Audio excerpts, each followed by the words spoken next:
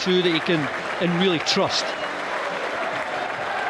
Well, the supporters out into the fresh air after the celebrations on New Year's Eve. The players, I'm sure, were wrapped up in bed long before the Hogmanay celebrations. It's the second time they've met in just over a month. When they played in Stoke, Burnley were successful with a 2-0 victory. That has kind of prompted the change of management. Smile on his face, enjoying his second spell in charge. Ryan Shawcross, how they could do with his leadership out on the field of play. He may be a little uncertain of his future with the new management team taking over.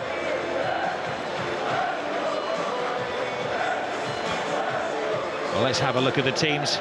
And Burnley, first of all, they have made 3 alterations from the side that drew at Middlesbrough. Coming into the side is Lucas Perez, Sarmiento, and Rodriguez.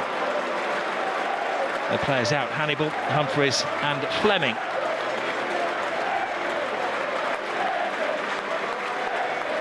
Well, we'll see, don't change a winning team, and Ryan Shawcross has stuck to that. The same 11 that started against Sunderland. There was a slight doubt about Lyndon Gooch at left-back, but he makes the starting 11. And as Andy Walker was saying, the emphasis will be on Tom Cannon to get the goals, 10 in all competitions this season.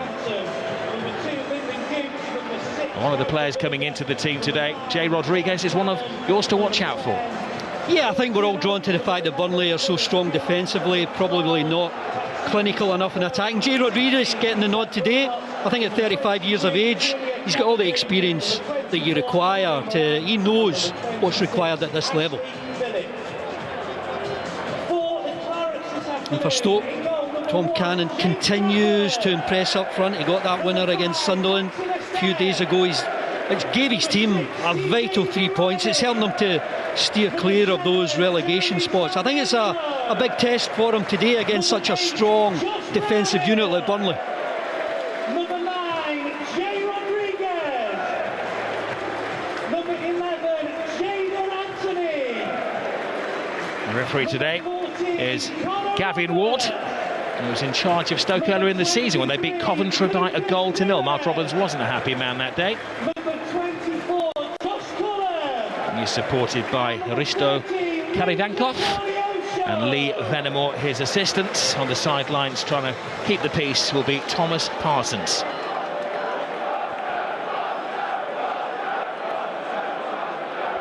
It's always a long walk from the tunnel for the visiting team. Scott Parker greeting the interim Stoke City coaching staff.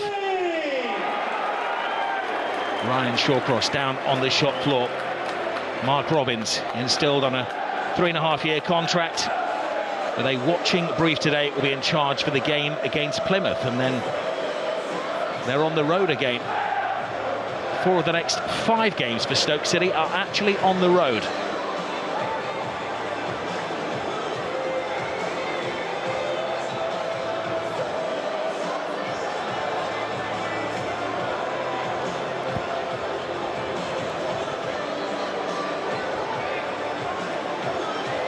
Stoke haven't won in Burnley since January 2007.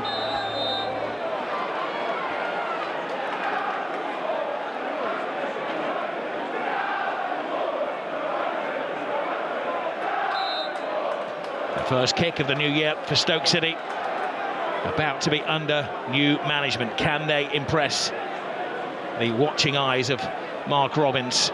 And they come into the game buoyed by a victory against Sunderland, 92nd minute winner in the home game.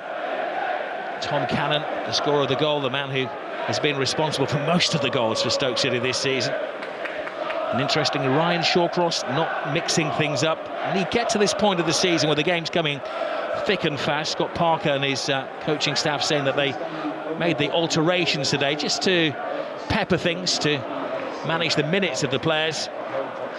Ryan Shawcross, I'm sure, will be making the alterations as the game advances.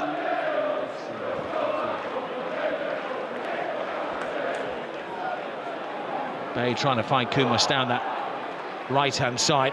Stoke pinning Burnley back. Josh Brownhill, the leading scorer, out of many positions.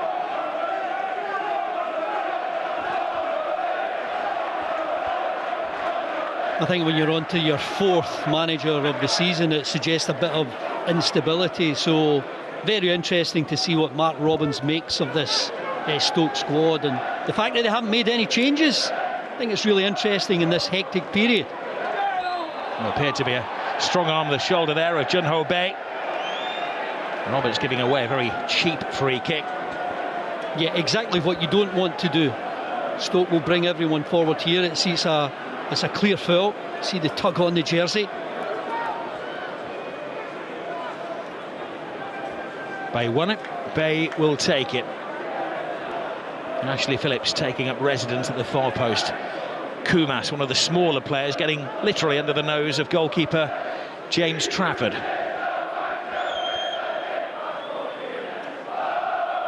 Now a tall team, Stoke City. Can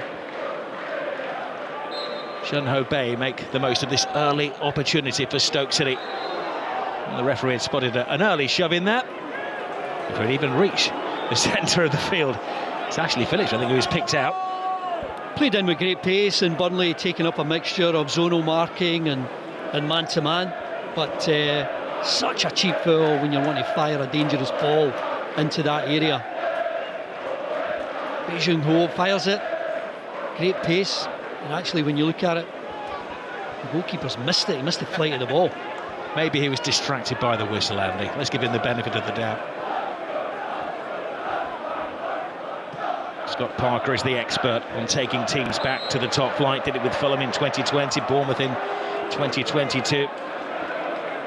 Currently behind Leeds United and Sheffield United. But it's healthy again at Turf Moor. Another turnaround of players in the summer.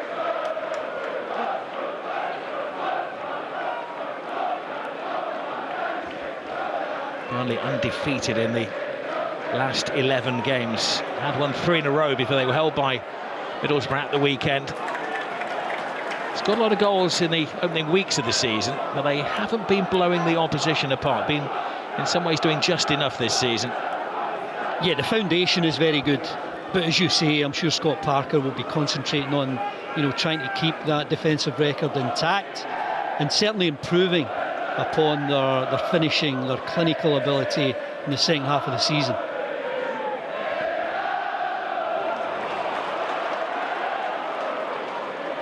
Poliesho getting involved, one of the players who's come in to freshen up the Burnley team today. Sarmiento also digging in. That's a poor pass, but finds its way over to the far. That's a great ball, not quite enough.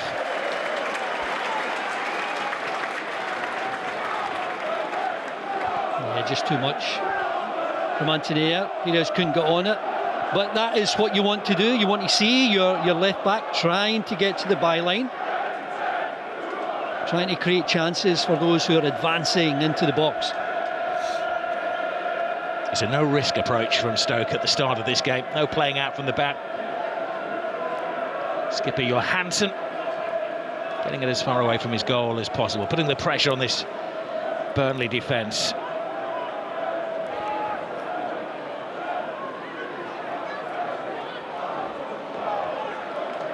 Shemeru. Phillips. Back to Johansson.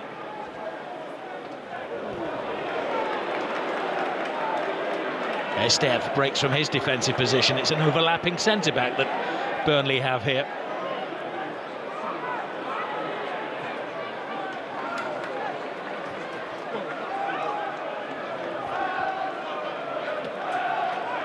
Tees ball in.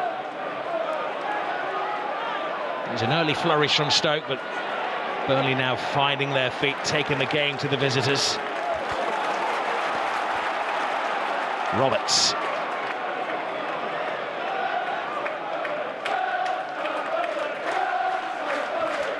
Esteve.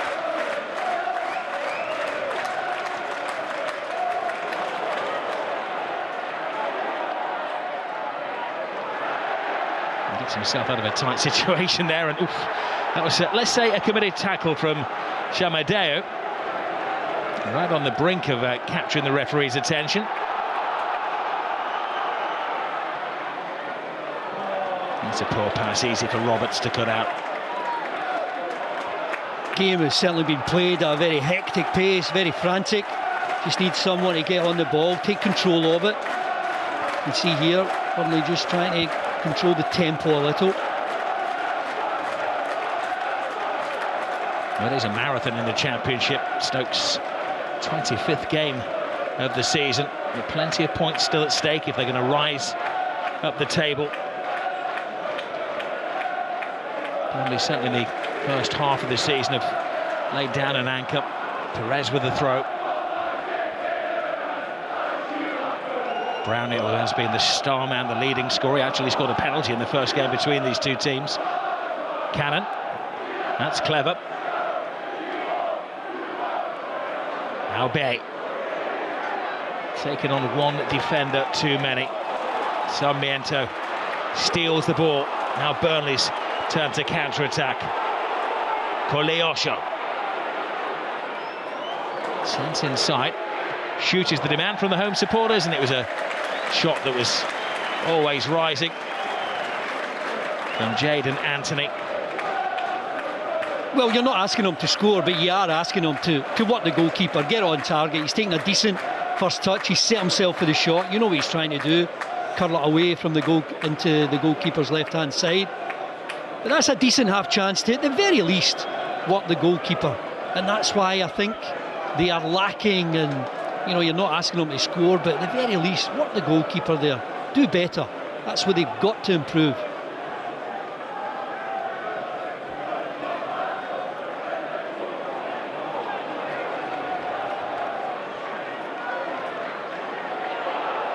Shamadeo coming and winning the ball is Egan Riley. Not scared of stepping out of defence, the two central defenders for Burnley. Are there, Stev and Egan Riley? Yeah, Egan Riley there with the forward pass, trying to find Anthony on that left-hand side, but just a bit too heavy.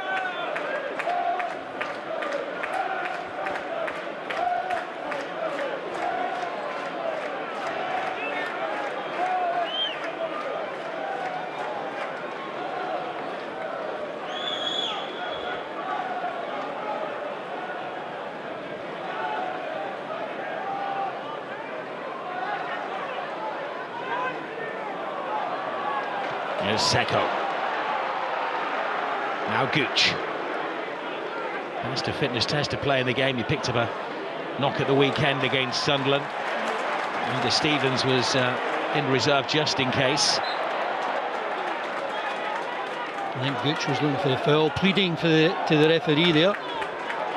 There's Sarmiento. Looking for Roberts maybe to give him some width. Koleosho. Sarmiento. Roberts does join the attack, teases the ball into the area. Insert from Shamadeo.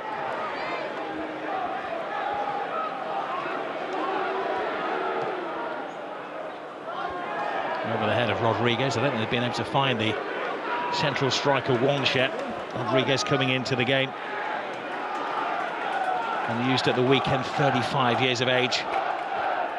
One of the few players that has tales to tell of the last 5 to 10 years at Burnley. He and Josh Brownhill, two of the survivors at the club from the various changes of management. Look how quickly Stoke get everyone back. Maybe 35, 40 yards between their own goal. Every single player trying to get into a shape to make it difficult for Burnley to get the breakthrough. Committed another cheap foul. Shamadeo on that right-hand side, Burnley's left, and they'll try and get a decent ball in here. Give your teammates something to go and attack.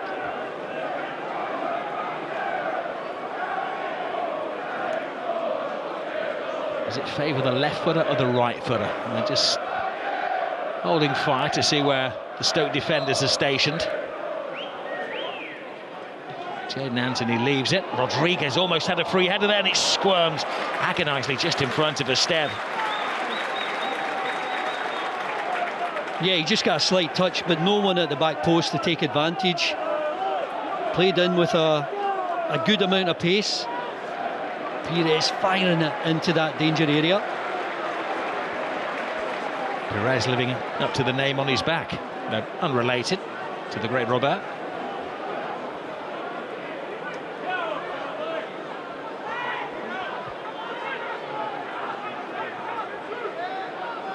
Koleosho making a nuisance of himself at the near post. This is all part of a choreographed routine. And at the far post, headed away by Wilmot. And this is Anthony. Koleosho. Apologies all round. Yeah, just not good enough. Take more care. That's where you need a better level of concentration. That final pass, that wasn't even a killer pass, that was just an easy 10-yard pass, but he's played it far too heavily.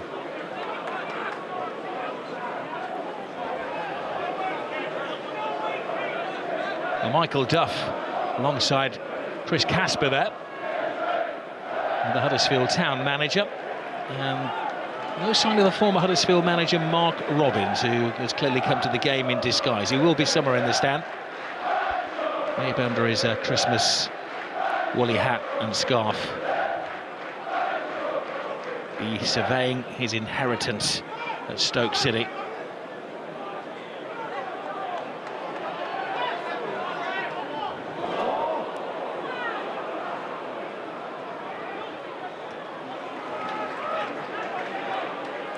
Rodriguez.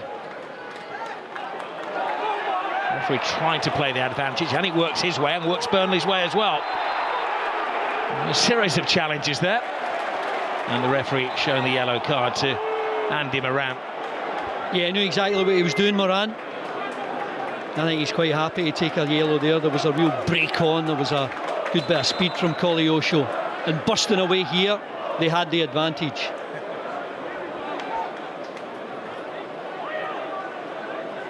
First caution of the game to the Stoke City midfield plan.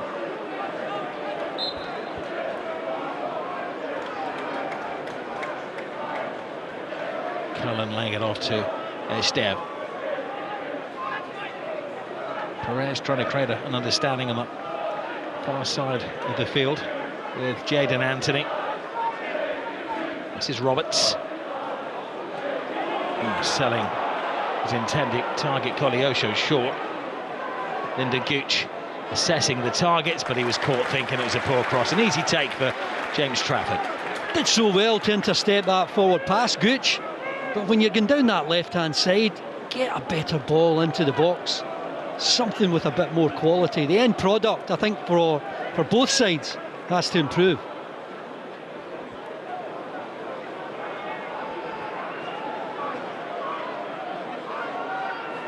Anthony. The passes are just not finding teammates at the moment. They've made the changes and maybe lost a little bit of the momentum they've had in recent weeks. Yeah, just not on the same wavelength as yet. See a long throw in here now from Chamadeo. Well, Stoke have been famed for their exponents of the long throw in recent years. What is the distance of Junior Chamadeo? Loops it in the air. Rodriguez coming back to help his defence.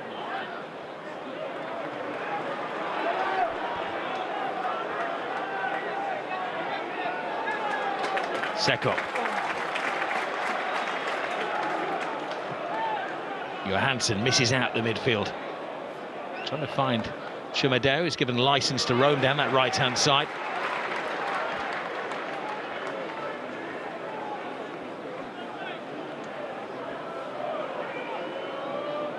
I'll make it 13 different managers have taken charge of Stoke City since Tony Pulis left in May 2013. A brutal game management. You just wonder where Ryan Shawcross will end up once the new man comes in. He's so familiar with the whole club. I'm sure he'll keep his services there. Absolutely, he's a developing coach. He's actually learning his trade over at Inter Miami after finishing his career. He's the assistant coach of the next generation team over in Florida. Conditions are a little bit different in Stoke.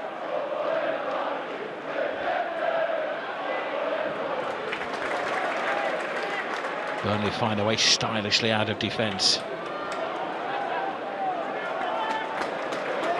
Esteve appreciated by the home supporters.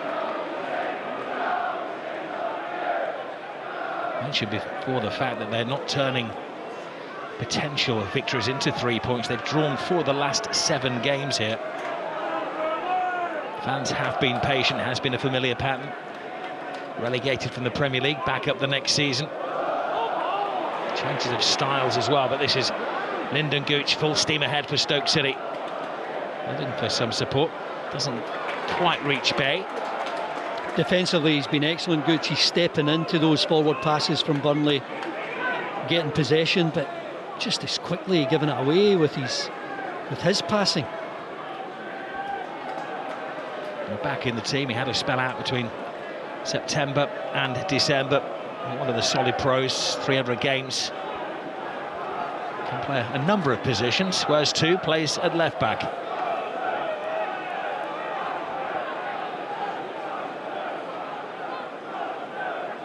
Stev. I think when you get to this stage of the game, the opening 20 minutes or so, especially from the home team, you want to feel a better threat. You know, working the opposite goalkeeper that still not had a shot at goal or any sort of sustained pressure.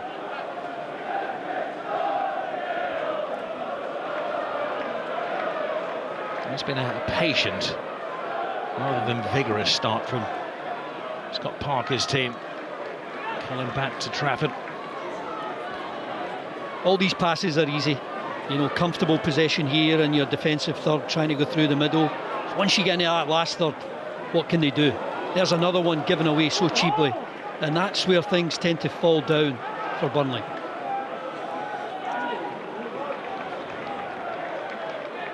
Shimadeo.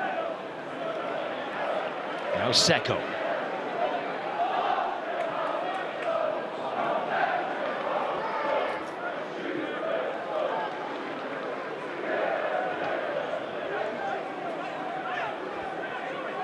Wilmot. Looking for somebody to give him an angle. That's Phillips. Doesn't want to admit defeat and go back to his goalkeeper, so he hits a percentage pass. Moran. Shimadeo, we've learned that he's not afraid to go flying into a tackle. Wilmot. Johansson.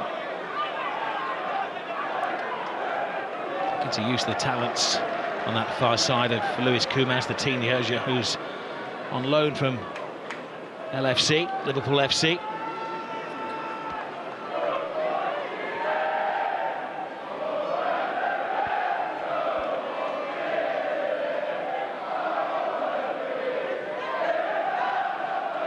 Berger. Now Bay.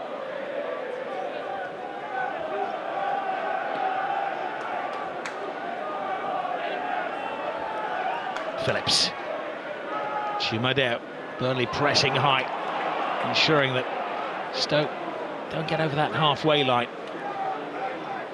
Roberts.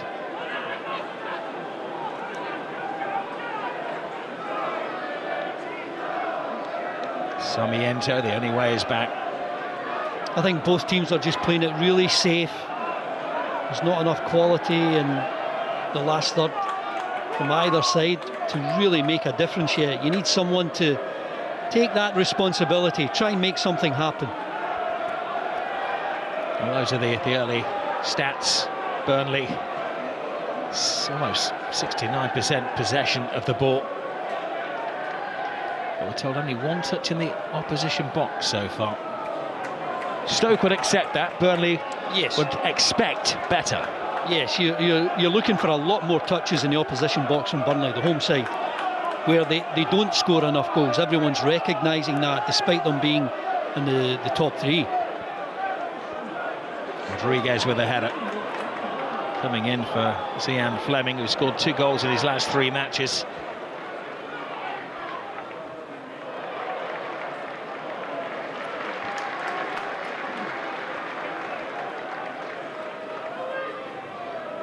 Scott Parker doing a great job as a ball boy. How very sporting. Roberts.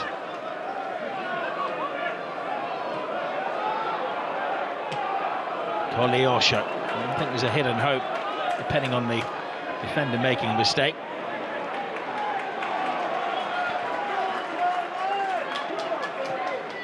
Wilmot.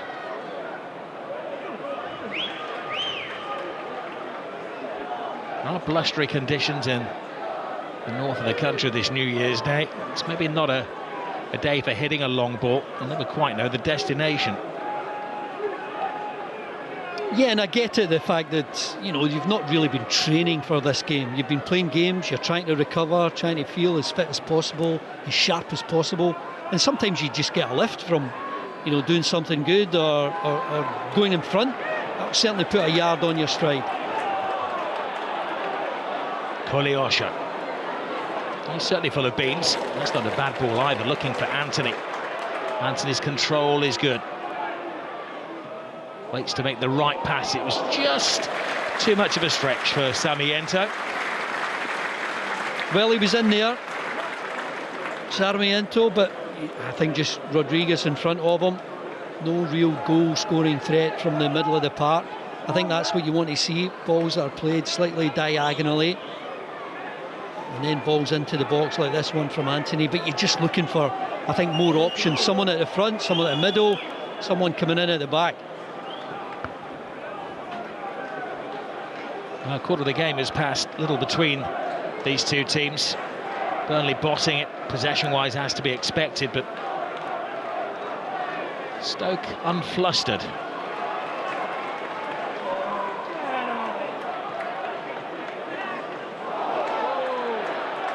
Referee right on top of the situation to offer the free kick to Sarmiento. He looks in a bit of pain, holding his knee. I don't know whether he's twisted his knee in his effort to get around. Do you know, I think he's caught him. Has he? Wilmot. I think Wilmot has caught him there. With that right leg. He's lucky to get away with that. Well, the medical team not required for Jeremy Sarmiento. He's going to hobble on through the pain barrier.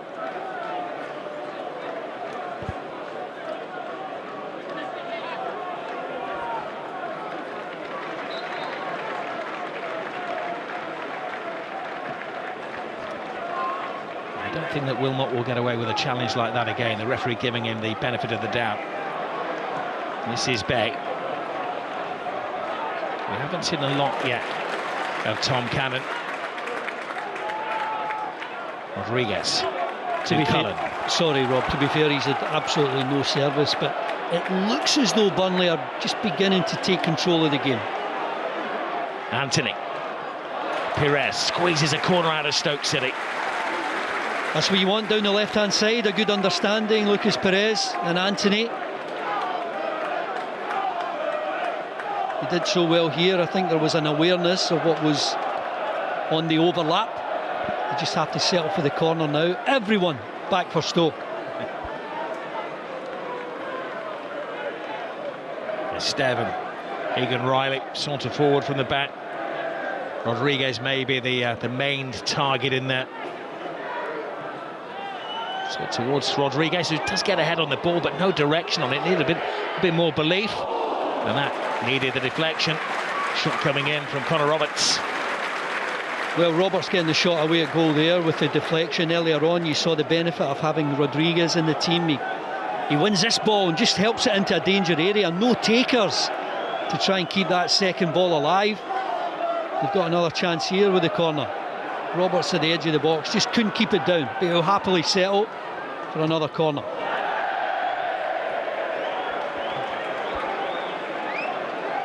Stoke happy to take a collective breather, a little flurry of activity in front of their goal. Well, yet again, it's a ball that's outside the box. You've got a yard of space. Again, just try and work the goalkeeper, concentrate on keeping it down. Try and find that target. You never know with a deflection, maybe a spillage from the goalkeeper.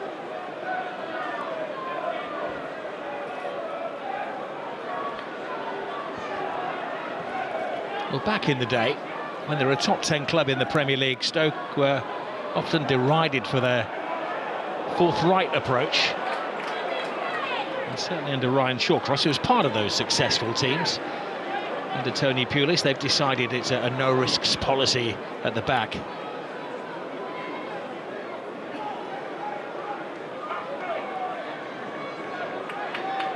Phillips. Shamadeo. Cannon finally gets something to work with, but a long way away from goal and in a maze of Burnley defenders. Yeah, I thought that was poor defending. I mean, the fact that that ball was played, 30 yards, and Cannon was allowed to bring it down, uncontested. I want to try and get closer to him, as well as his goal-scoring threat. He can link the play.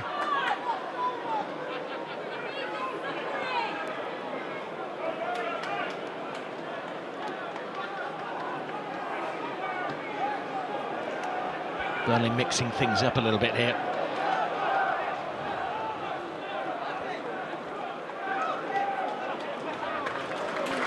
Sarmiento back to Roberts. Esteve. Egan Riley.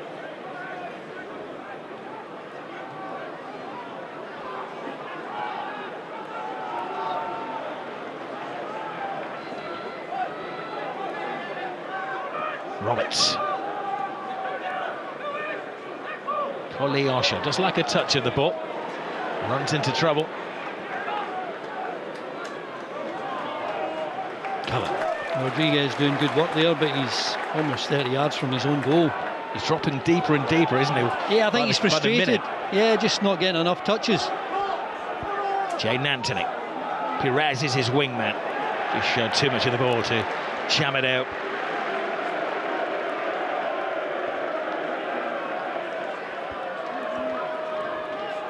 Anthony. Perez. Now Cullen.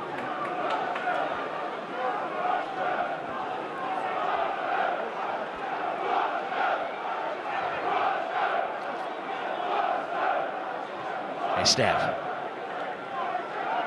It's been a very left-sided approach from Burnley. Maybe feeling that is where their strength is, or maybe perceiving that is where the Stoke City weakness is.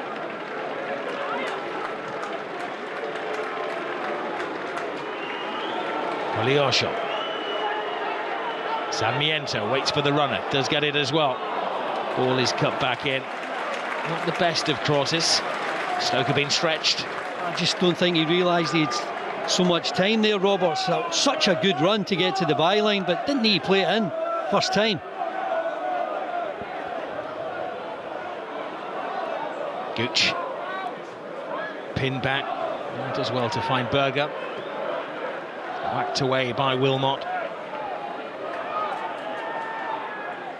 Esteve selling his goalkeeper just fractionally short. Roberts. Cullen. Shamadeo. It's the support from Kumas.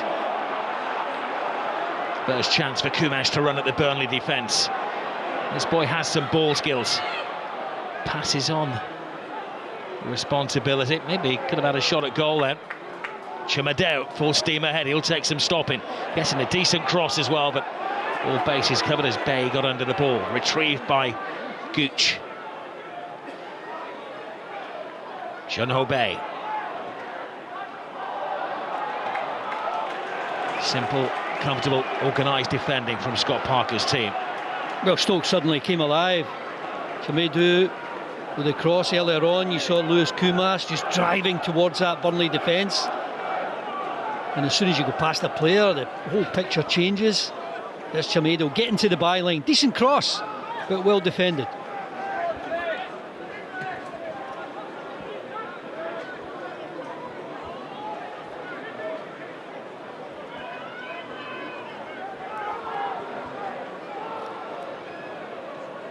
Phillips, the young central defender who's on loan from Tottenham Hotspur.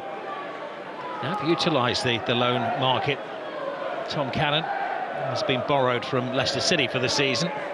Kumas, of course, he's having a gap year from his education at Liverpool. And one or two coming through the youth team as well. Sol Sidibe, only 17 years of age. He's on the bench. His dad actually scored the last winning goal for Stoke at Turf Moor back in 2007.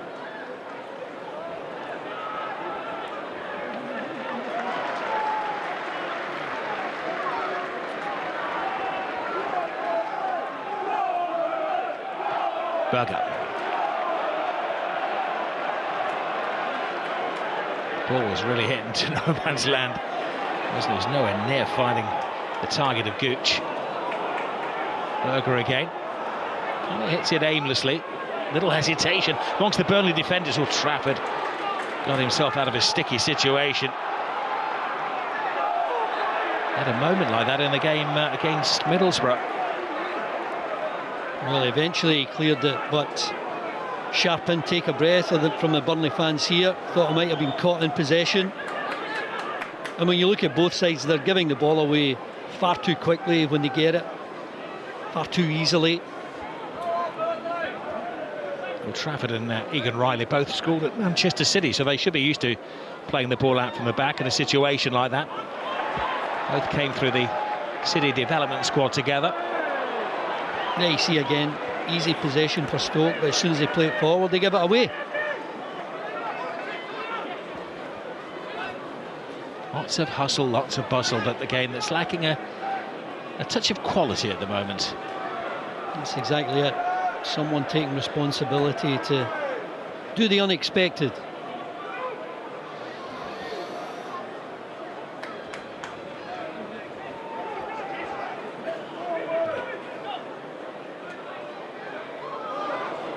Alessio runs into trouble and then commits the foul in his desperation to win the ball back.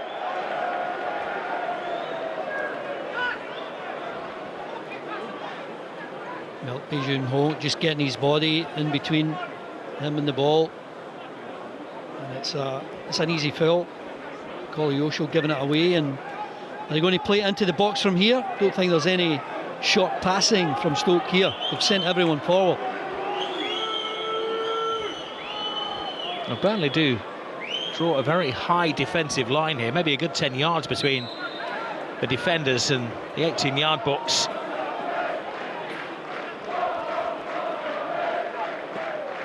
Bay can't pierce the Burnley back line. Can Trafford prevent the corner? Good feet and speed from the goalkeeper.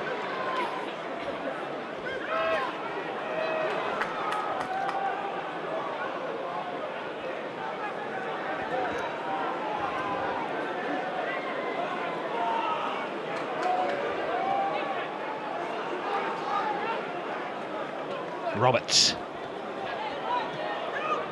Koleosho. Looking from the deep line runs from midfield. It was Brownhill. First time we've seen him make that run today. He can be the key man. Yeah, I've actually seen him make that run a couple of times. He's just not been found by his teammates. But the more often he does it, the more often they might be able to spot it. I've got to say it's a lack of control on his part. The run is really good. And for a change, Roberts has found him, spotted it, but poor control, it's let him down.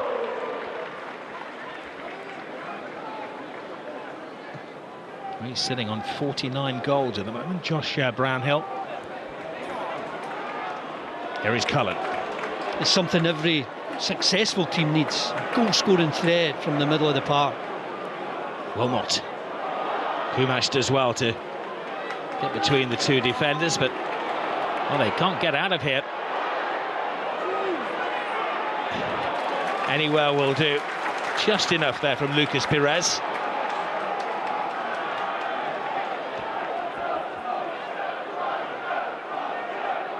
Milan playing in a slightly more advanced role now, going chasing the ball around, terrier-like for Stoke.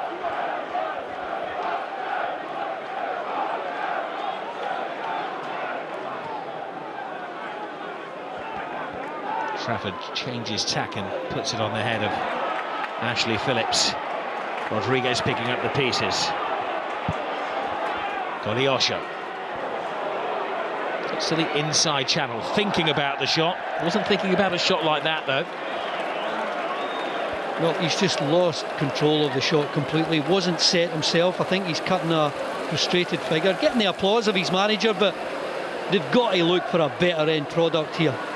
There's maybe nothing on in terms of a simple pass, but he's all off balance here, and it's a poor attempt. Well, there's snow and ice actually predicted in the next couple of days in this part of the country. I think it may have just arrived early. The players are walking through a storm. Never, the northwest of England.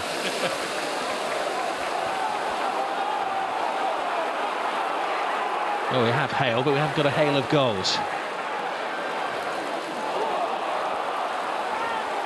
Colliesho. Jammed out. Arant strides through midfield. He's only got Cannon ahead of him. Stoke not getting players forward. Kumas becoming a little bit more prominent, but he's caught in two minds. He may get a second stab at it. Chamadeo picks up the loose ball. Head down. It's good positive run from the Cameroonian. Quite concerningly, he's now down on his hands and knees in the penalty area. You see Colliesho going over to the left-hand side now. I wonder if he fancies a few minutes on that side. See if he can get some joy against Chamadeo there, who's out of position at the moment. Sarmiento to Brownhill. And then they really need to get on the ball, Josh Brownhill.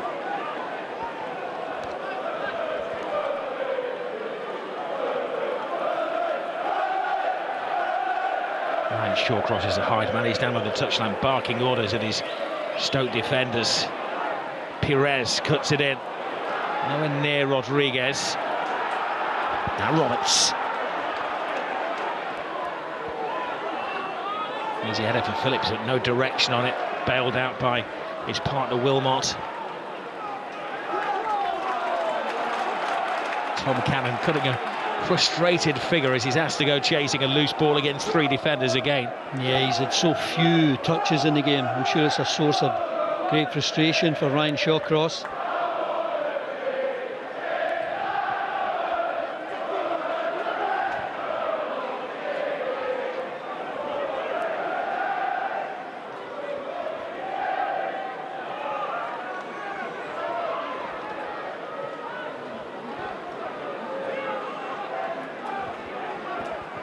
Roberts. Stoke felt that they had got Sarmiento offside, then he was coming back for the ball.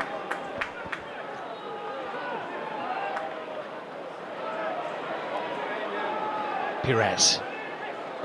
Rodriguez.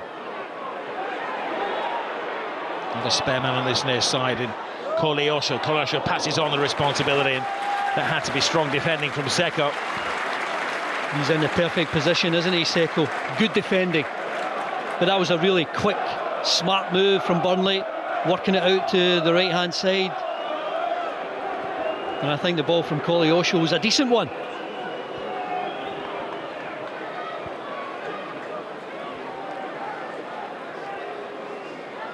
Can Burnley trade this possession for a goal?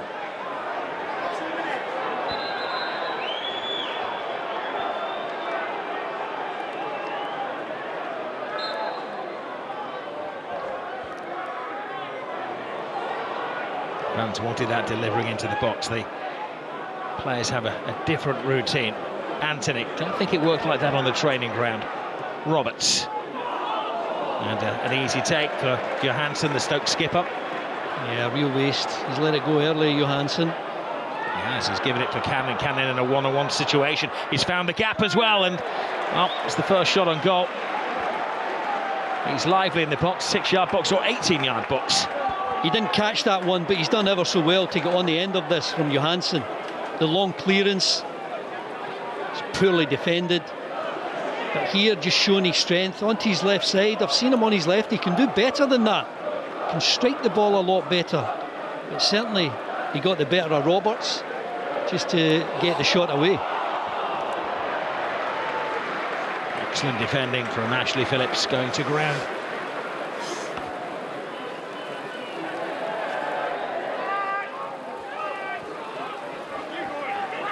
I think his last job was in Miami.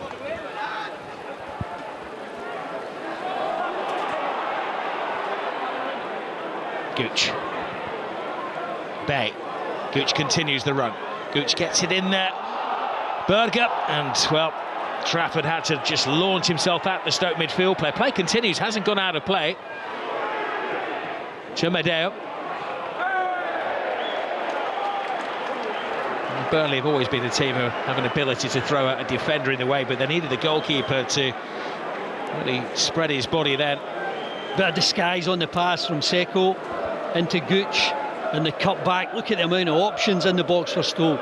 I think that's a lot better, showing a wee bit more ambition to get options into the box from anyone who's prepared to cut it back.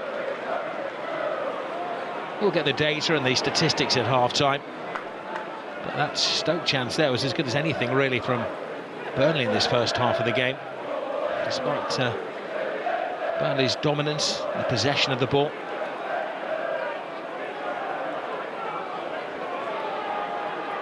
Trafford.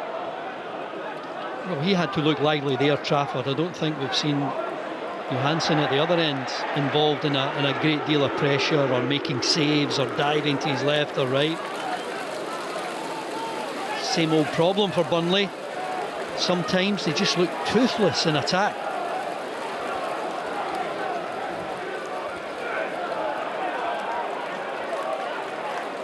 Anthony. Roberts. Sarmiento showing. Esteve.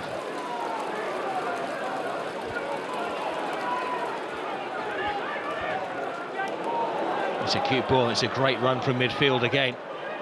Brownhill. Now Anthony. He's thinking about the shot. It's just something bubbling under the surface with Burnley, lacking any real punch. The cutting edge is really poor. That final effort, the final pass, the final cross, here, the final shot at goal from Anthony. He's done well to get the yard of space. It's just such a poor end product. It's almost a blood red sky over Turf Moor.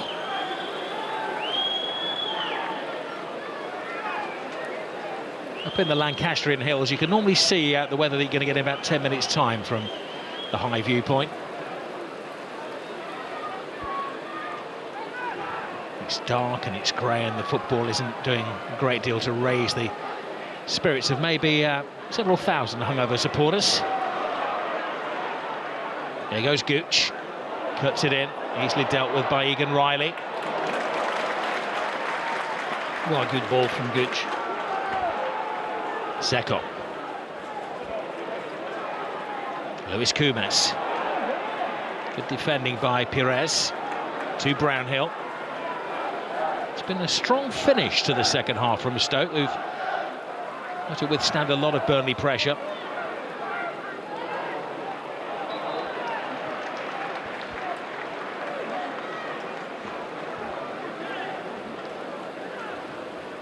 Taking a second or two to recover, Lucas Pires. Wonder what's going through Scott Parker's mind. Is it the same old, defensively, pretty strong? Must do better than that last third. The fourth official has indicated will be He's in danger of getting electrocuted holding that up in these conditions. It'll just be a minute added to the first half before the supporters can enjoy the best pies in football. They've got a higher star rating than the entertainment we've been offered in the opening 45.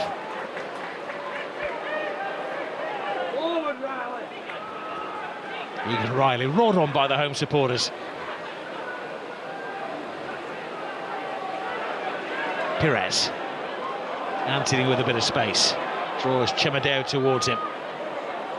Good dart from Sarmiento, who started this in the centre of the field. Trying to enjoy a roaming role. Esteve. Final attack of the first half, this from Burnley. Seconds are running out. Shows the patience of some of their supporters. Cullen loses it. Danger over for Stoke. The half-time whistle goes. Very little between these two teams. One or two half chances falling the way of Burnley. And an excellent save as well, it has to be said, from James Trafford, when Stoke mustered their only real chance of the first half. Ryan Shawcross heading towards the changing room to deliver his half-time team talk before handing over the reins of Stoke City. His team are holding Burnley at the moment. Half-time, Burnley 0, Stoke City 0. A little bit a chance to impress the new manager, Mark Robins, who we are told by the Stoke City media department isn't inside the stadium today. Our director has done the best to find him. He may be at home in his lodge, watching from a distance. Well, if he's preparing for the next game, it's against Plymouth. It's a big one. They're all big games, of course, when you want to make an immediate impact as manager. He's certainly got the experience to make an impact at Stoke, and you just wonder how his team will go on in the second half. They need to show a bit more quality. Defensively, they've been pretty sound, even allowing for the fact that Burnley have had most of the ball. And I think from the wide areas, I think that's where Burnley could possibly get the breakthrough. Roberts on the overlap, Koleosho wide right, Pires Silva gets to the byline, Anthony's having a couple of pops at goal. No credit to those Stoke supporters who have made the journey up the M6. They haven't had a lot of success on their travels this season. Plymouth and Blackburn, the only 2 victories on the 11 road trips so far. They haven't won in the last 4 away games. So they lost 3 in a row as well. But they have put in a very solid first half performance, unspectacular, pretty much what you'd be expecting of a team in the Championship, against a side, of course, vying for a top 3 position in Burnley.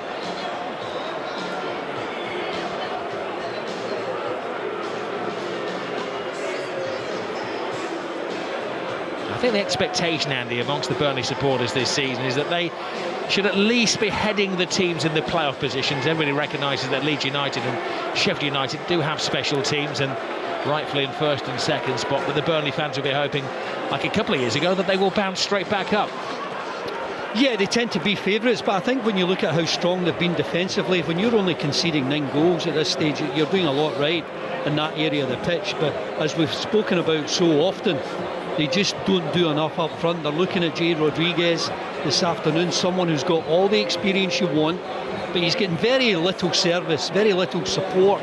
Sometimes you might need a goal-scoring threat from midfield, a centre-back to come up and try and work their magic from set pieces. But they need to be a lot more lively in that last third. There's that long trail across the field for Scott Parker. That's been the best dressed man in football. He's got a wardrobe for every condition. That's going to be the most stylish rain jacket in the Football League. He'll probably sign a top-class striker with the money he spent on that, if he paid for it, of course. A few final instructions to his players, hoping they can raise their game, protecting an unbeaten record at home this season in the Championship. I think he's gone almost individually to each one of his players and had a little word in their shell, like, the one thing they have to improve on is peppering the opposition goal. On average this season, they've averaged 3.6 shots per game. I don't think they're even close to that average after half a game. Yeah, that's not enough. Ryan Shawcross, I think he can expect a bit more from his team, and obviously after that fine win over Sunderland, it'll do him no harm just to impress the new manager coming in, that he's got a bit of ability in terms of organisation and coaching skills.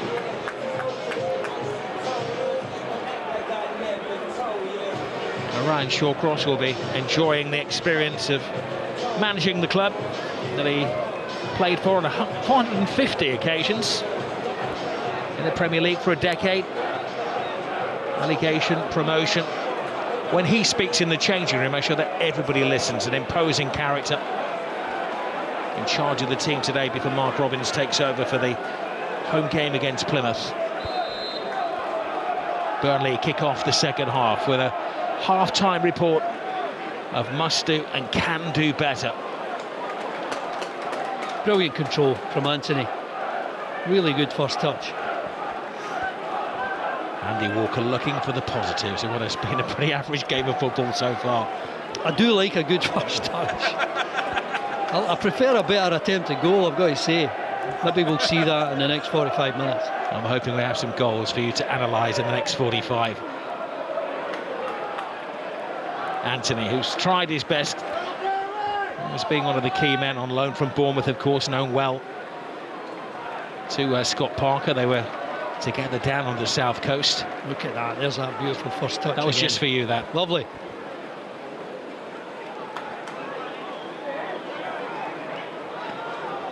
Old score from Stoke City. Johansson launching the ball forwards.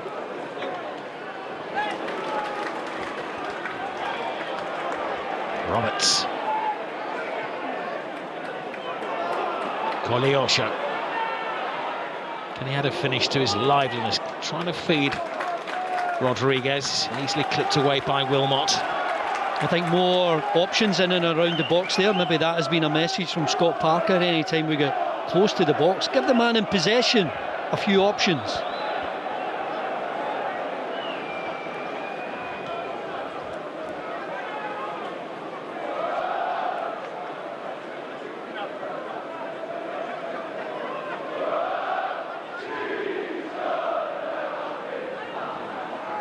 A rendition of Delilah from the travelling Stoke supporters. In good mood, I think. They will be largely delighted by the appointment of a wise manager in Mark Robbins, who took Coventry to the brink of the Premier League, of course, and brink of the FA Cup final. Free kick taken quickly, trying to catch the goalkeeper off his line. Sharp thinking from CJ Egan-Riley. I like the header from the gent behind the goal, getting it back into play.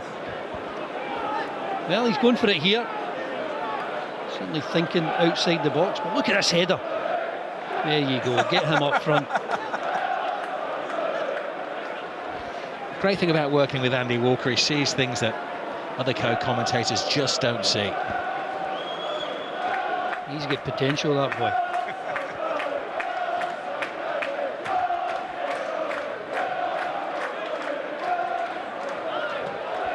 Seko. Trying to put Burnley on the back foot. I feel sorry for Cannon. It's like chasing pigeons around Turf Moor. Yeah, you speak, Rob, about that direct approach from Stoke, and I wonder what the new manager will think of it. Played such good football at Coventry, but then of course you work with the players that you've got. If it suits them to go more direct before he can get more footballers and involved in a window or two, then I think that's what will happen.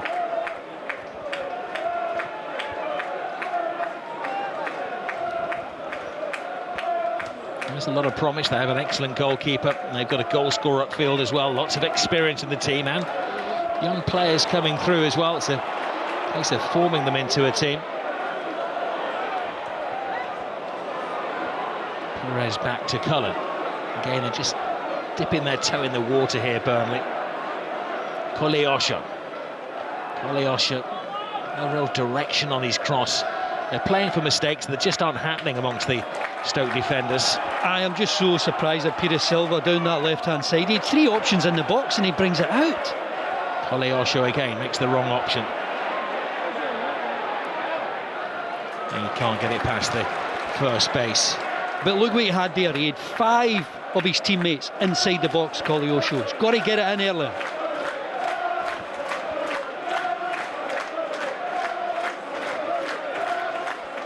Roberts. Seko.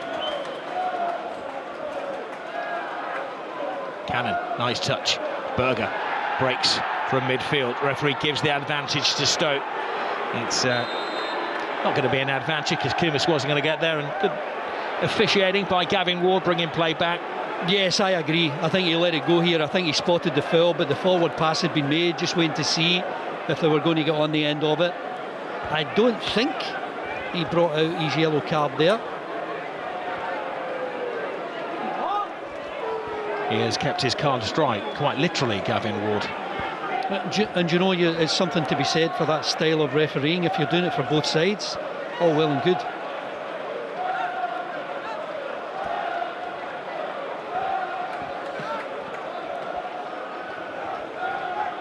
Seko to Berger.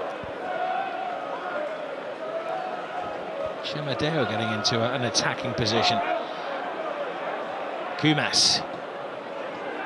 Shemadeo, good shot pass. Early shot from Cullen. This is better from Stoke. Junho Bay. Gooch backing him up. Gooch puts it into the danger area, but too much purchase on the cross. Well, I think a bit more ambition there from Stoke. All came from Lewis Kumas on the right-hand side, getting to the byline. And of course that brings all your teammates in and around the box. There he is, getting to the byline, firing it over. In the end, it falls there for Moran, but his shot is very quickly blocked and nothing comes of it.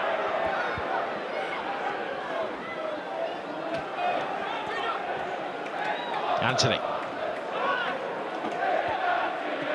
This is Phillips, stopped by Rodriguez.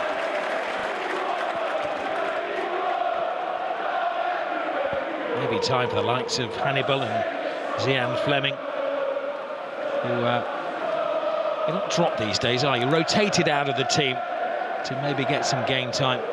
Normally around the 60-minute mark is when coaches make their changes. Too far ahead of Cannon. Defender was always favourite to get there. Safety first clearance from Egan Riley.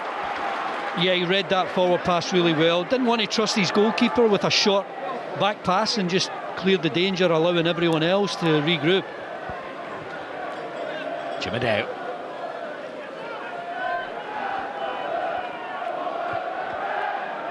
Phillips can't get it forward, so has to go backwards to Johansson. Seko showing. Bay. Got good strength for one of the smaller players out there. This is Gooch.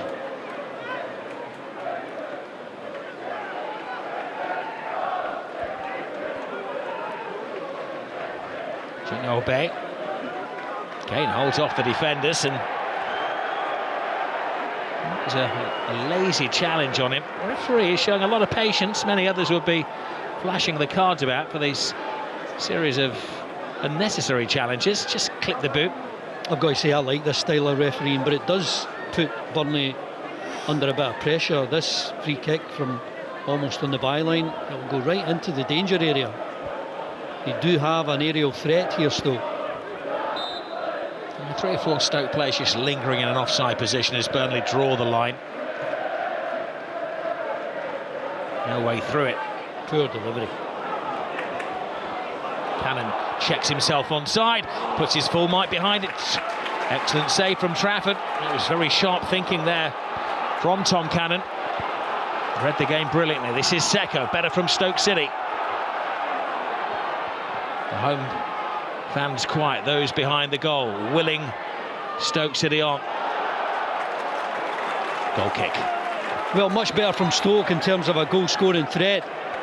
And as I said in the first half, he's much better with his left foot. And you see that there from Cannon. Just lets it bounce, and then he draws a lot of power in it. The only problem is it's right down the throat of James Trafford. He can't find any sort of angle away from the keeper. And it's actually a comfortable save in the end, but he generates a lot of power, and at the very least kept it on target.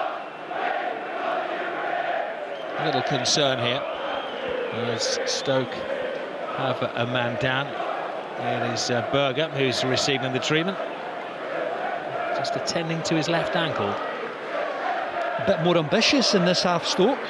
You see Kumas getting to the byline, getting a ball into the box. You see another loose ball being helped on. All of a sudden it falls into the path of your striker Cannon, unleashing a really good shot at goal, working the goalkeeper. That's the best attempt so far. Well, they say the bigger they are, the harder they fall. This is how he did the damage. It was his attempt to get to the ball. Maybe his studs got caught in the turf. The signs are that he's going to be okay to carry on. Berger. I'd say that he's ripped his socks, but that's intentional these days.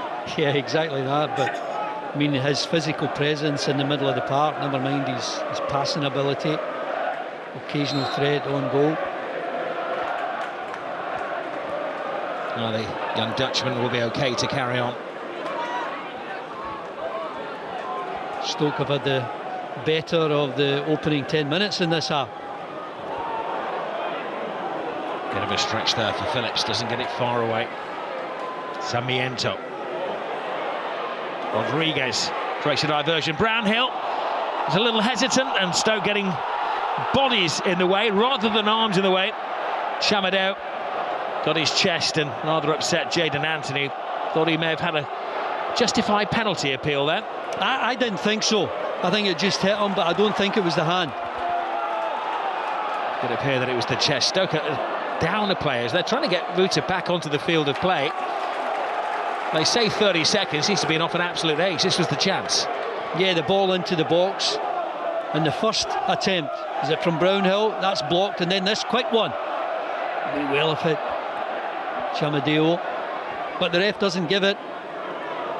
And for a lot of people, thankfully, Rob, no VAR in the Championship. This is Esteve. Burnley raising their game. Pires. Anthony. 5 people in and around the box there, Anthony wants to play an extra pass.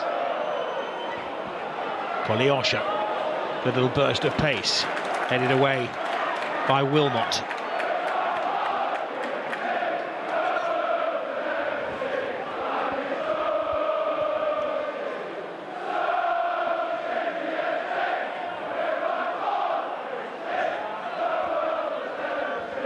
With the noise that is ringing around Turf Moor is from the visiting supporters, becoming the collective 12th man for their team. That is not offside. It's an excellent early run as well, but that is a poor finish, dreadfully poor from Connor Roberts. To be fair, a full-back in an attacking position. Well, I think he had made up his mind to go over the goalkeeper. I think he was aware that he was off his line, but when he attempted it, just that little nudge on him, which I think is fair. I think when you see the defending here from Wilmot, just does enough to put him off. A bit more composure required. Ryan Shawcross getting his point across to the Stoke City players. It may be that they've given Berger an opportunity to run off that knot, but he's not moving too freely, and the signs are that a change is going to be necessary and imminent.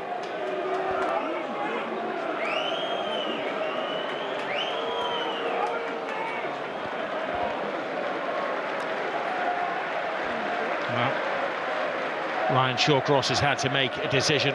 Berger is going off, and Sam Gallagher will be his replacement.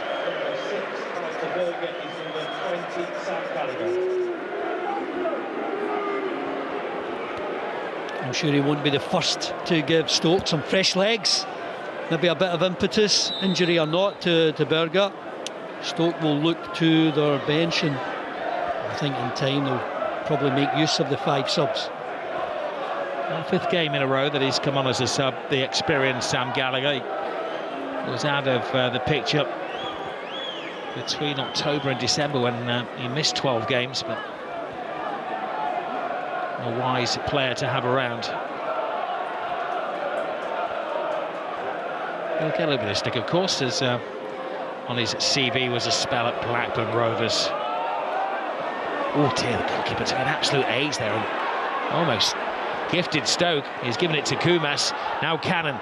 Will Stoke accept the gift? Cannon does, and they have to regroup Burnley unexpectedly. Kolyosha to Anthony. Anthony comes inside, but cleverly taken by Chamadou. That's when you needed Anthony to have a better first touch. That was promising. Gallagher. Now Bay, the defenders hold back. Seko's in there, and it was one of those shots that was always rising. Jun-Ho Bay. I thought he did well here because he showed the composure. He had the option of going to his left-hand side, but kept good, tight, close control. Cullen not getting anywhere near him, and I think he realises possibly without that deflection might have troubled Trafford a bit more. He's a popular player of the year last season, looking for his first goal this season.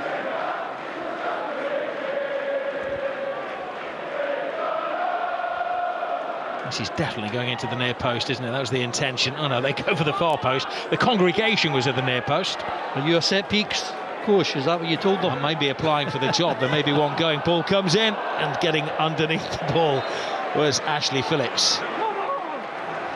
Well, I think the game has livened up a little. We're seeing a bit more ambition, a bit more quality in the last third. Still looking for a better end product. Didn't come off there for Phillips as he stayed up front.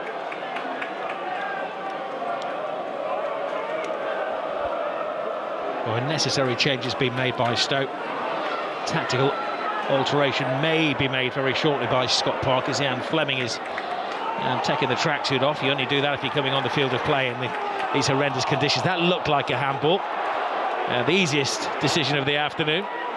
Only question is, was it worthy of a yellow card for intentional handball? Well, he's not happy, Tom Cannon. Gavin Ward just trying to calm him down.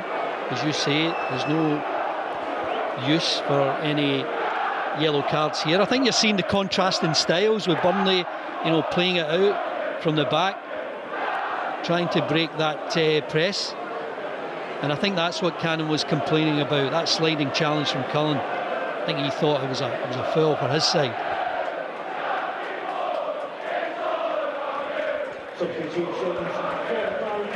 Time for change for Burnley. Ian Fleming, the tall Dutchman, takes the place of Jay Rodriguez. Rodriguez, of course, came into the team for Fleming today. And Koleosho is replaced by Josh Laurent, a former Stoke City man. Played 37 games for them last season, so he'll be very familiar with the opposition. Fresh legs, fresh impetus. Who's going to get this breakthrough goal? The one thing that Stoke City do have is an ability to score late goals. Did so in the 92nd minute against Sunderland at the weekend. Equaliser against Cardiff in the 95th. Beat Plymouth with an 83rd minute goal earlier in the season. Well, there's what Fleming gives you with his first contribution. Smacking his opponent to the ground, giving away a foul. He'll enjoy the physical contest that he'll get for the next half hour or so.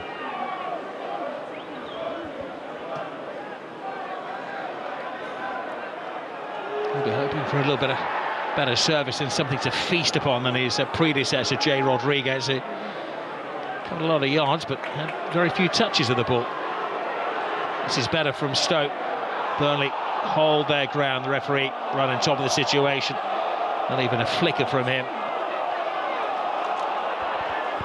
Jamidou, goalkeeper's ball. Easy ball to go wide there to Kumas. It gives it away cheaply. He's looking for a bit of calm, Scott Parker. Obviously looking for a bit more quality, but wonder what he'll get. Here we go. Fleming pass it on. A striker with a bit more confidence would have wound himself up and tried to smash it in there, but he's only just entered the field of play. If he got a second stab, I'm sure he would. That is a gift. Try that. That's a gift for a substitute, Rob. And as you say, surely you take a good first touch, set yourself for a shot at goal. It's a good ball over the top. Nice take from Pires as well. Emergency defending. Does very well there, doesn't he, to cover a lot of ground, Lewis Kumas. Great defending. But here's Fleming. OK, he's getting closed down. But even his pass is so wide. A missed opportunity there.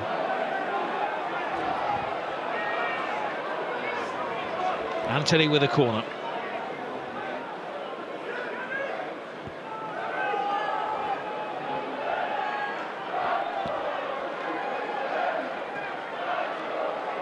Keeps it well away from the goalkeeper. Coming crashing in at the far post was Roberts, who's had two of the better chances in this game for Burnley. Yeah, he attacks it well.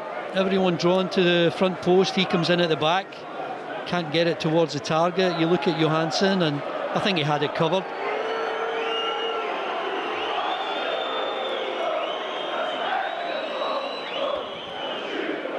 Stoke in no great hurry to get the ball back into play.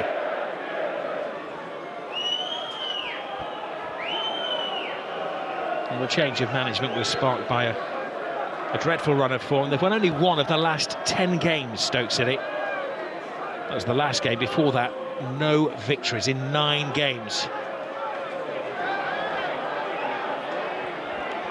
It's Dev's header.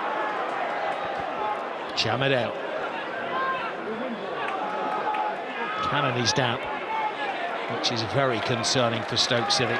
Just a bit surprised the referee didn't blow up there when Stoke had possession. Hopefully he's okay.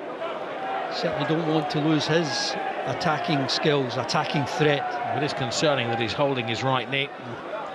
The experts are required to assess the damage of Tom Cannon. Well, you look at him here, it seems to be so innocuous, and sometimes they're the most worrying. Hopefully he'll be okay. I'm sure he'll get another opportunity or two before the 90 minutes have come and gone. Potential match winner there for Stoke.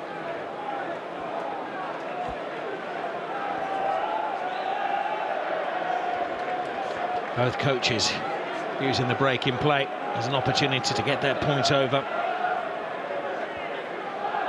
Ryan Shaw crossover, hoping that he's got a 100% record to add to his resume. Well, we're getting more touches in the opposition box, at least from both sides.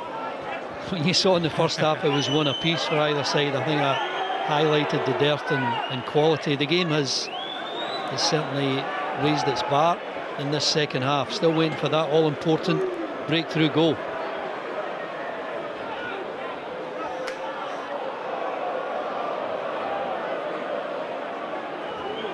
Cannon is okay.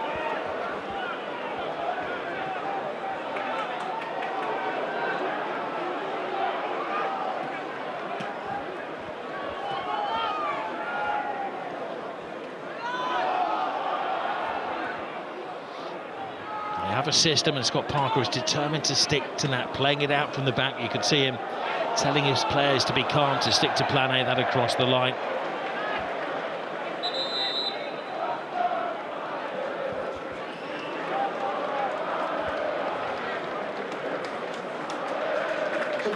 Hannibal will come on, and Sarmiento has put in a good shift without any dividends.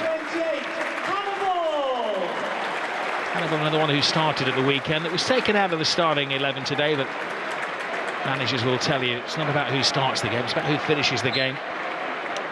Yeah, and who wants to keep the jersey. A sub coming on, get the all-important goal, and you'll keep the jersey for the next game. And what a game it is against Blackburn. There's Cannon, fires it across the face of goal. Gooch on his less favoured left foot. He wanted on his right. The Burnley defenders knew that. Well, Cannon did well, but Gooch, I think, just took too many touches and in the end closed down by a couple of the Burnley players. The chance was gone. For both managers, chances are falling to defenders, frustratingly, rather than the experts in that particular art form.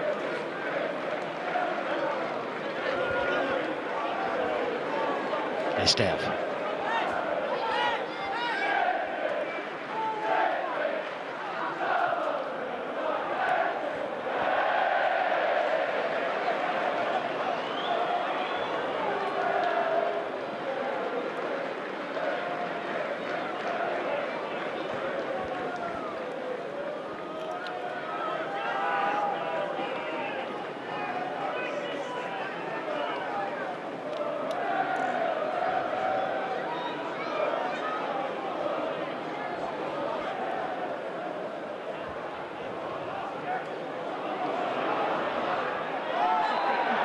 Cannon is getting himself a little bit wound up here. He's maybe playing on the edge as he leaves his mark on CJ Egan-Riley. Oh, a real bit of inexperience. I mean, Egan-Riley is going nowhere. All he's going to do is just kick out a play. Stoke will still be in possession, and Cannon gives away such a cheap foul. You got to learn from that. Chasing a ball that's not his and giving away such an unnecessary foul.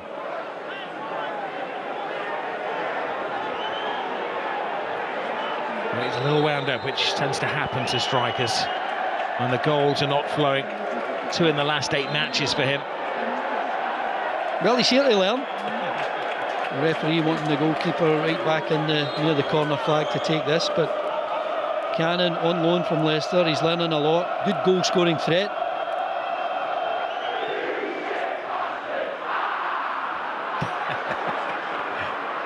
Trafford having a few words there with the Stoke supporters who are taunting it behind the goal. Pantomime season there. I know it isn't.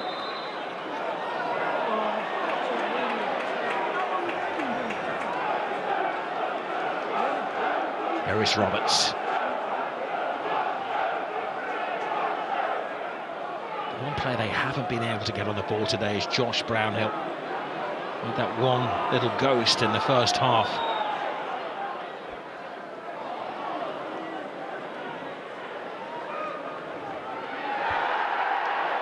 Cannon again, arm in arm with Egan Riley.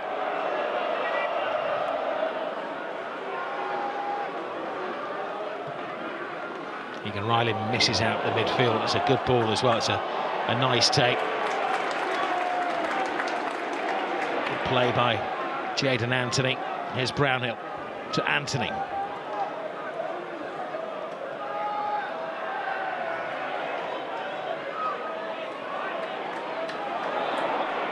Space for Burnley to work in. Standing his ground is Wilmot. He's developing in this game. I think both sides just looking for that last bit of quality in the final third. The really good cross, the final attempted goal. There's that final pass gone astray again.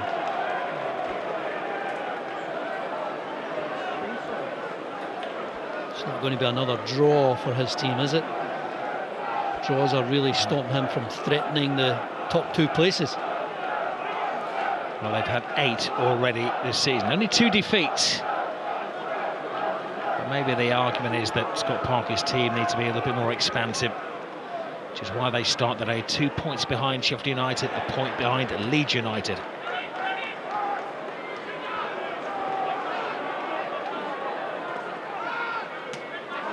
Oh, Perez wasn't expecting that. It's an opportunity here for Kumas. Perez has to dig in. Doesn't get his team fully out of the hole though. Seko. Perez knew that Kumas was coming, unable to stop him though, and Kumas does very well there. His endeavour wins Stoke City the corner. Yeah, he gave the impression first of all that he'd given it up, but then that little burst of pace, going on the outside, keeping the ball alive. You see here, is he giving it up? And I think just a bit slack there.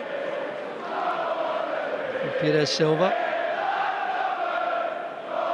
All part of the learning curve for a talented young man, Wales international of course, Lewis Kumas. Jean Hobe with the corner. All game of head tennis in the area. Wilmot's header, but Burnley clear their lines.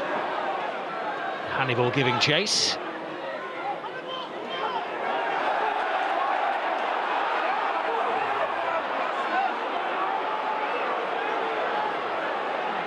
Bay looking for some width support, has to come inside to Kumas.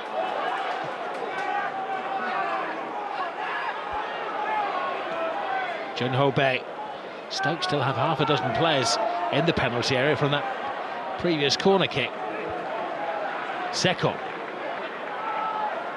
Nice little swivel of the hips.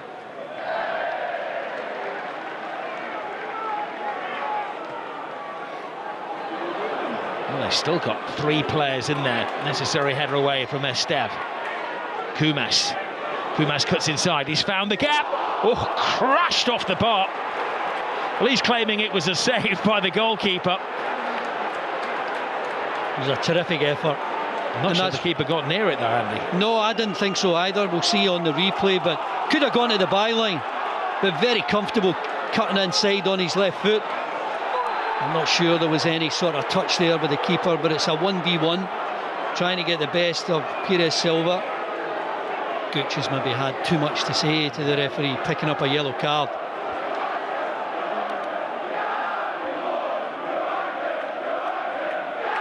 Yellow card for Lyndon Gooch. And Burnley are preparing to make another change. It's Bashir Humphreys who is preparing for action. If you are being critical, he does so well, Kumas. Can he keep it lower and go to the keeper's right or left? Work the target a bit better.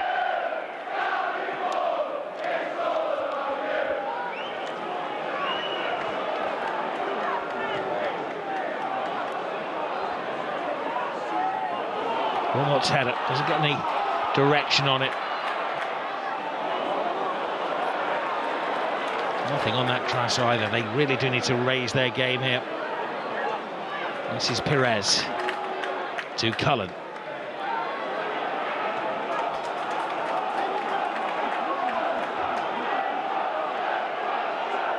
Roberts is almost going to a central midfield position. Cullen, maybe Scott Parker is mixing things up a little bit now. Anthony trying to shake off Gooch, does get the cross in, but there's also a waiting defender. This time it's Phillips who gets it there. Cannon makes his move, but the pass didn't come early enough, and he knew he'd gone into an offside position, and it was delivered. Just a lack of understanding. I mean, I'm sure Matt Robinson will relish the prospect of working with Tom Cannon. He's got a lot to offer. I'm sure he'll get one or two little nuggets of information. Gooch is the one who picked up the yellow earlier on, and it wasn't for something he said, it was for this late challenge. Absolutely, the referee was very quick with the card.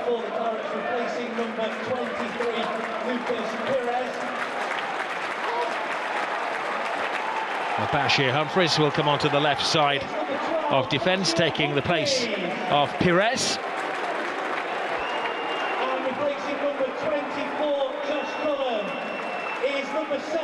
And the other change will be Lyle Forster, who will take the place of Cullen in midfield. Maybe an injection of energy.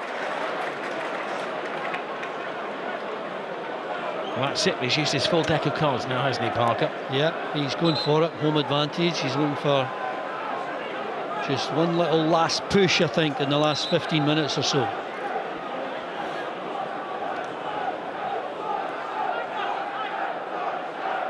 It's interesting that Ryan Shawcross hasn't made the same number of changes to the team. It was, remember, the same 11 that started against Sunderland. You'd expect fatigue, but they're very high on adrenaline. Saying that, there we go, down on the touchline. Tez Gell is getting his final instructions. Substitution for Stoke City, replacing number 9, Tom Cannon. Is number 37, Emre. Well, seen a lot of good stuff from Cannon, a lot of promising stuff, and I'm sure he'll be enthused. New manager coming in, knows all about his area of the pitch. But time for one last change from Ryan Shawcross. Well, he's very much the prized asset. Tom Cannon, they must protect their leading scorer. He's got involved in a couple of arguments, let's say that, with the Burnley defenders. Yeah, all part of the learning curve. And Tezgel, his replacement, hasn't yet scored in the league, 19 years of age. Young striker, did score a couple of goals in the League Cup earlier in the season.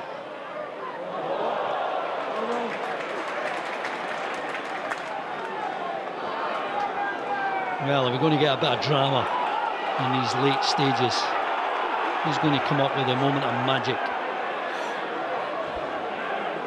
I'm loving your enthusiasm and your optimism. I can smell a goal, I just don't know at what end. Well, you did that for like a decade and a half in your footballing career. An expert at smelling goals. Hannibal comes alive, got it past the first defender, but the second man was there. Phillips to stop him. Oh, that was a cheap free kick for Kumas to concede. Oh, these can be costly. No need for that. A few complaints. But he's going absolutely nowhere, and he's going in far too strong.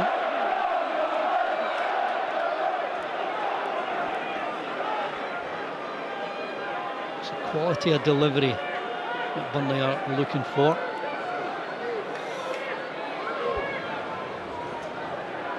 Well, Stoke City have answered everything that Burnley have thrown at them. They've been superbly organised defensively. Can they hold out? Anthony draws breath. Single arm raise will mean something to the men in the middle. Not enough. That is excellent defending. This is Connor Roberts. Still the centre half is in the centre forward positions. Easily dealt with by Phillips. Anthony. Goalkeeper stays. Oh, he had to come very late to claim that, Johansson. I don't think he could commit himself. He was probably expecting a Burnley head to get on it, and decisive keeping from the Stoke skipper.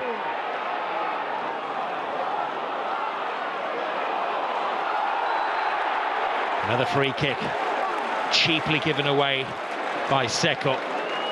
Well, Egan Riley just looking so sharp, a lot of drive. Maybe got the break of the ball to bust forward. Three around him, but still getting forward. I don't know if he picked up a yellow card there, Seko, but there's that punch clear. I think it was Egan Riley who was trying to get on the end of it.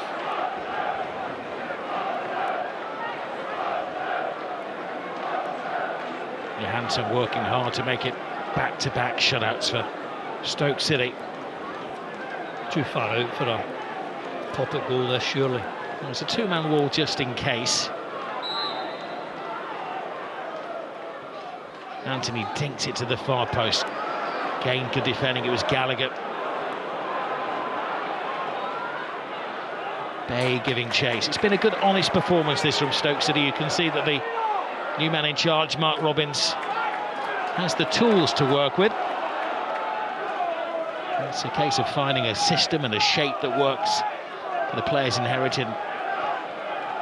Maybe Stoke have some room for manoeuvre in the transfer window. Yeah, they can certainly improve in every department, but all about the next couple of windows for Mark Robins and what sort of immediate impact that he can have.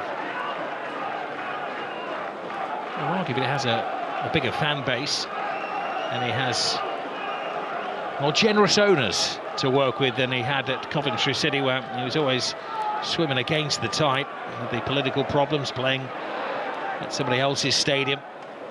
Yeah, they do tend to back their managers at Stoke. I would assume it would be the same for Mark Robins. Well, they made a very quick decision on Markis Pelac after only 18 games in charge, but Mark Robins has the second half of the season with a team that are not afraid to make a challenge. Caution for Junior Chamadeu. Taking one for the team. Well, the last stage of the game, concentration has to be really high. I mean, you can always get a moment of magic, but equally, you can get someone who's switched off, just lost their concentration. That's the last thing you want to happen. Chamadeu's header. Kumas clears. And we are told that Mark Robins isn't in the stadium. He was spotted at the training ground, we believe, this morning. The club did announce a 3-year contract, but knowing Mark Robins, he will be viewing this game from somewhere. There'll be no Christmas films on if he's gone home. Probably listening to every word we say, Andy.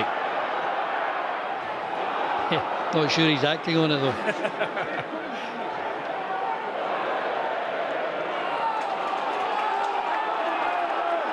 Stoke supporters behind the goal, trying to pull their players over the line. Noises of frustration from the home fans.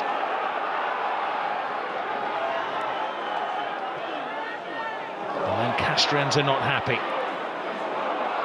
Can Stoke pull it off late again, as they did in the last game against Sunderland? with a 92nd minute winner. It's always a trait of Mark Robins' Coventry sides that they went beyond the distance. So many vital points picked up, and Chimadeo was walking away sheepishly and nervously here. You're pointing to him. Yeah, skating on thin ice. Just picked up a yellow, and then a blatant jersey pull here when he's given the ball away, stopping Burnley from going on the attack. But I think that's the way he has refereed the game, Gavin Ward, been very lenient. Good persistence here. Players slipping and sliding as Laurent had a very good opportunity. Hannibal, Chimadeo, now he goes down. And they say brings to the referee's attention the fact that he felt he'd been stamped upon, and the referee takes immediate action. The red card is shown, and it is not going to be disputed by Burnley. Well, what a show of indiscipline. Hannibal has only been on the field a matter of minutes, and he walks the plank and can't bear to show his face. What is going through your mind? What are you doing? You've let your teammates down there. I mean, what is he thinking of? There's no protest, so he knows he's guilty. The referee, again, to be fair, straight red. He sees it. He's frustrated here that he's given a short pass away. His opponent goes to ground, and then he stamps on his stomach. What are you thinking of there, Hannibal? An outrageous display of a lack of discipline. That left leg right onto his stomach. In the lower regions, actually. It's absolute madness. We'll be happy that he has to walk to the far corner of the field and doesn't have to eyeball his manager. Oh, you can't defend that. His manager will be furious.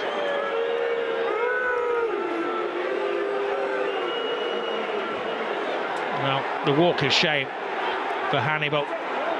He's had a troubled year. When he was at Sevilla, he played only 6 games. He fell out with the management there. I don't think Scott Park has any dispute with the officials on the straight red. Notable that none of his teammates came to his defence. Yeah. Chimadeo there, pulling a jersey. He really needs to be careful in these latter stages. Well, that is the irony, isn't it? The seconds before that, Chimadeo could have got his second yellow card in quick succession. And in the end, he is the victim rather than the culprit. And the referee has shown patience. He hasn't offered cards unless absolutely necessary. Big finish here, and Johansson goes down. It's an easy save to go to his near post. It was Foster, wasn't it, who had the shot? Yeah, he was always going to cut into his right foot. I think he was trying to go to that very far side, but it's actually a really poor attempt at goal in the end.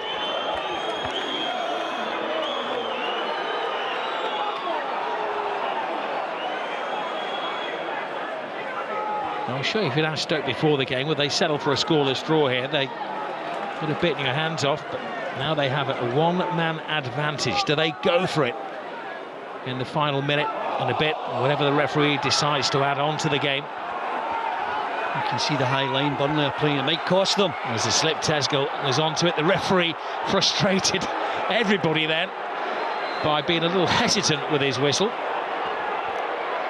Well, to be fair, if it's offside, he's just going by his assistant. My goodness, people are losing their heads left, right and centre here. Now Gallagher gets involved. The Burnley supporters would have liked the number of players on the field to have been evened up there.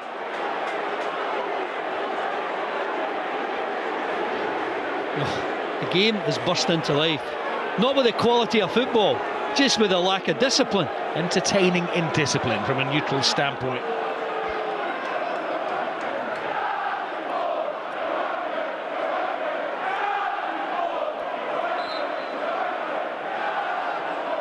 Well, Sam Gallagher did look a little sheepish. He gave the referee an opportunity there to even things up. This is Anthony. Anthony plays it in, but again, good defending. Complete concentration from Phillips and Wilmot, who've formed an excellent partnership for Stoke today. A minimum of 6 minutes. But a single soul is considering leaving turf more early. I think Stoke will be pleased to see 6 minutes. They'll be strong defensively, but they've got a slight opportunity here to take advantage of the extra man. Kumas hits it long.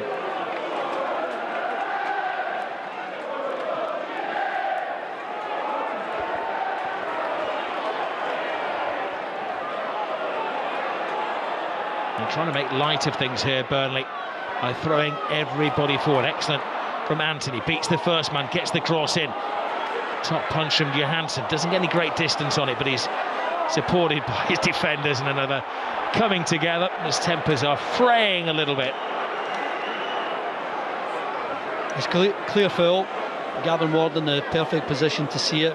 Brownhill committing that foul. And we can now get into the last 5 minutes.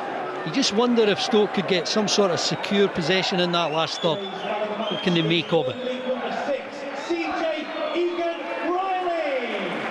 That says a lot for the day when CJ Egan-Riley is named as the Burnley sponsors man of the match.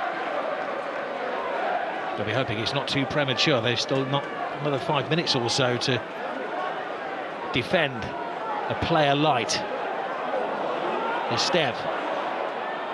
Tezgil's header. All hands on the defensive pump. Ward had been let off pretty lightly for most of this game, but now he's going to be the sharpest eyes out there.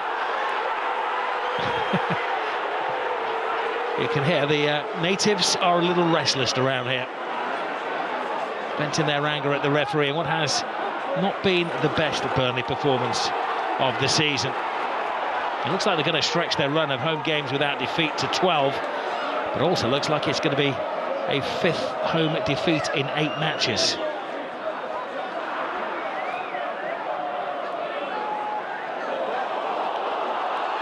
Big chance here for Anthony. Gooch goes to ground, Anthony plays it back. Laurent can't get there. Stoke City digging in. It was Anthony that had to do better. As soon as he takes a touch, he must realise he's going to be crowded out.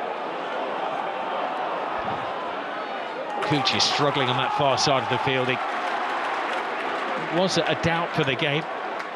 No, he's on his last legs, the fullback. Ryan Shawcross shaping his players for a last-ditch Burnley onslaught. Little flick on anywhere will do. Corner wasn't prevented.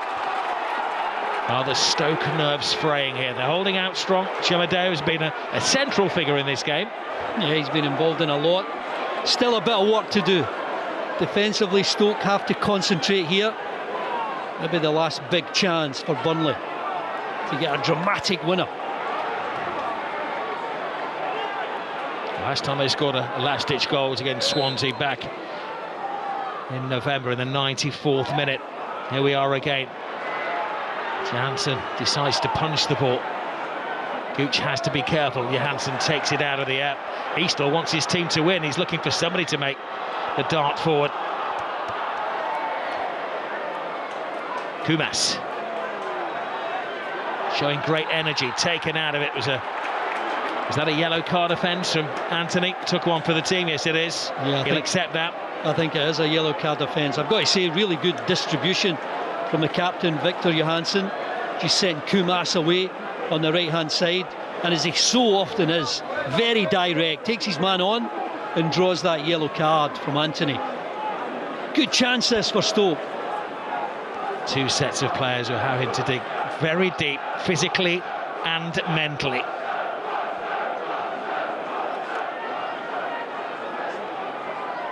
Shanhobe. And potentially the last important delivery for Stoke City. They're all up from the back. Phillips to the far post. Wilmot on arms and elbows in the centre. He's looking for Phillips in there. Oh, agonisingly just bounces. Very, very close. It was, in the end, Sam Gallagher got his head to the ball. It's a brilliant ball in. Oh, tremendous cross. And he's just maybe ahead of it. Sam Gallagher, he can't guide it towards the target. Does so well to get a lot of the head on it, but can't find the angle, and no one at the back post to touch it home.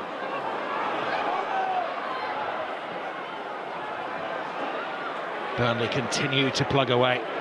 Gooch keeps it in, whacks it as far away from goal as possible, putting the pressure on this Burnley defence.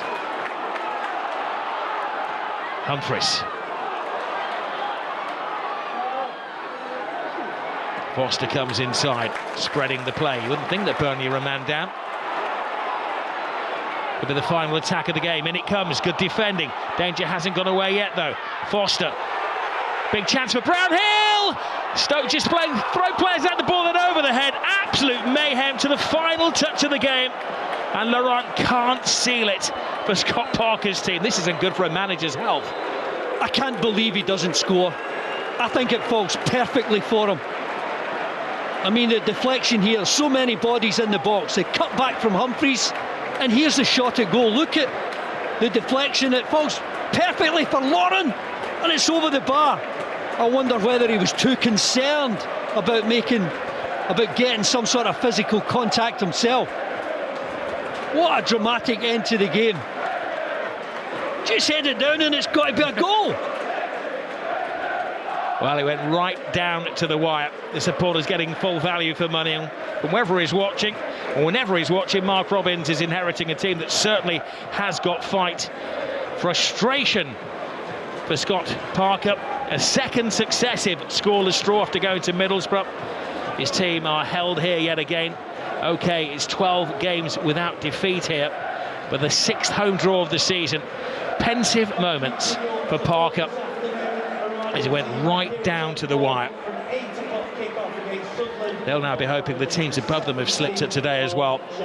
And a valuable point for Stoke City as they enter a new era under new management. Encouraging signs for those travelling Potters supporters.